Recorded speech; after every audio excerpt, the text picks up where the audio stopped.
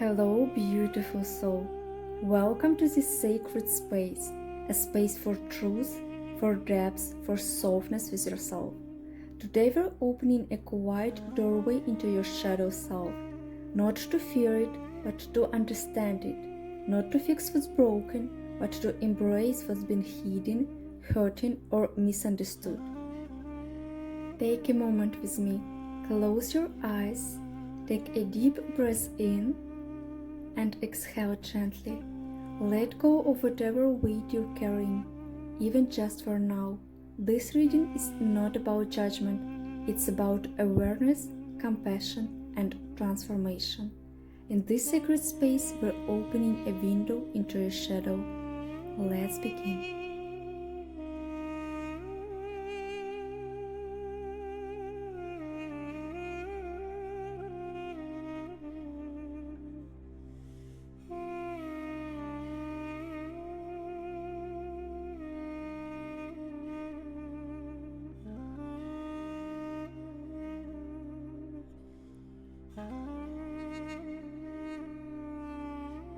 Right now, your shadow is whispering through thoughts of limitation, escape, and inner control. The Six of Swords shows a part of you longing to move on, emotionally, mentally, but still carrying unspoken pain. There's a quiet ache, a fear of what's happened if you let go, or if you're left behind.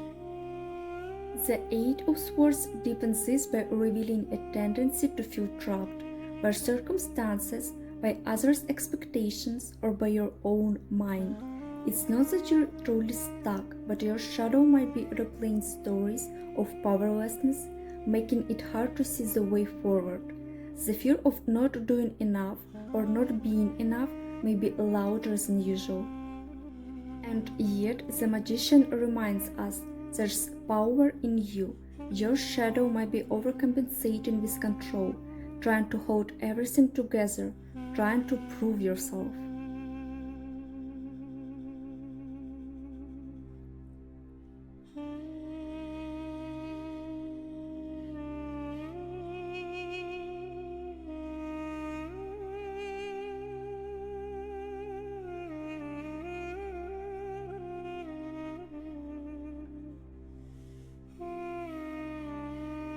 This shadow didn't start with you. The roots go deeper, perhaps into childhood dynamics where love was conditional or success meant control.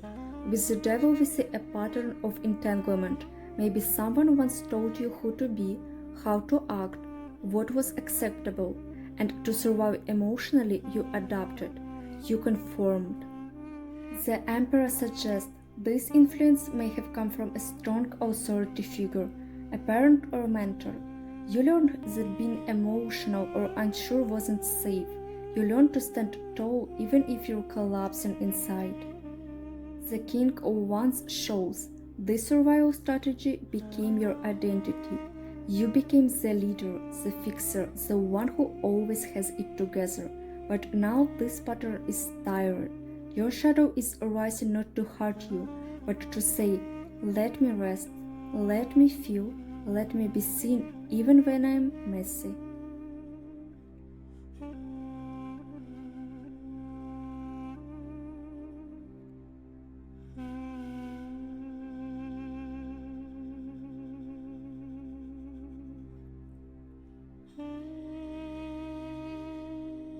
This shadow is slowing your healing, not because you're doing anything wrong, but because it keeps trying to rush the journey. The Ten of Swords shows old pain that still lives in your body or mind, endings that never got closure, betrayals you tried to move past without processing fully. The Knight of Wands energy shows a tendency to leap before you're ready, to distract yourself with movement, passion, or action. You may chase excitement, achievement, or even chaos, not because you're careless, but because stillness feels unfamiliar. Slowing down would mean sitting with that shadow, and part of you fears what will come up. With the Fool, you long for freedom. You want to feel light again, but that freedom has to come from within. The shadow is asking you to stop running and start listening, to get curious about your emotional reactions, to ask yourself, What am I afraid to feel right now?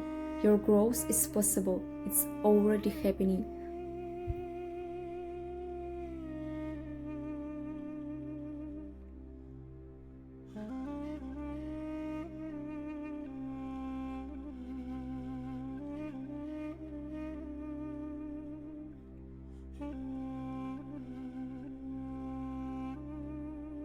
This shadow holds your deepest feminine power. It's here to teach you how to nurture yourself, choose joy, and trust your own rhythms. The Empress shows the Divine Mother energy within you, the part that knows how to hold space, receive, and create from softness, not struggle. The Nine of Cups is your heart's wish. It's not just about achieving dreams, it's about learning how to enjoy them. Your shadow is teaching you that pleasure isn't selfish and that receiving love, rest, or comfort doesn't make you weak.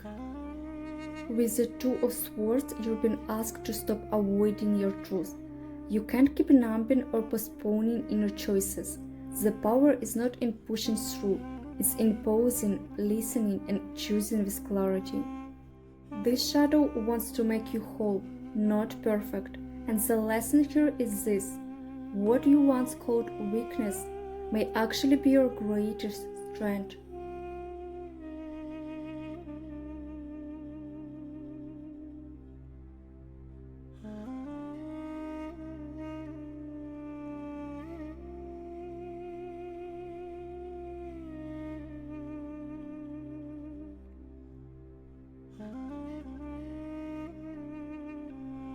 Healing begins in silence. The Hermit invites you to step away from the noise, from comparison, from doing. Go inward. Create sacred solitude where your feelings can arise without shame. This is where your integration begins, not by fixing, but by witnessing. The King of Pentacles encourages you to root yourself. You don't need to rush your healing or monetize your growth. The path ahead is steady, grounded, and secure. The more you value yourself, the less you'll need to prove your worth externally. The Devil reappears, not to warn you, but to show you that this shadow isn't your enemy. It's a mirror. You don't need to cut it out, you need to understand it. What you once felt ashamed of can become your superpower when seen through love. Let the shadow walk beside you, not behind you. Let it be your teacher, not your jailer.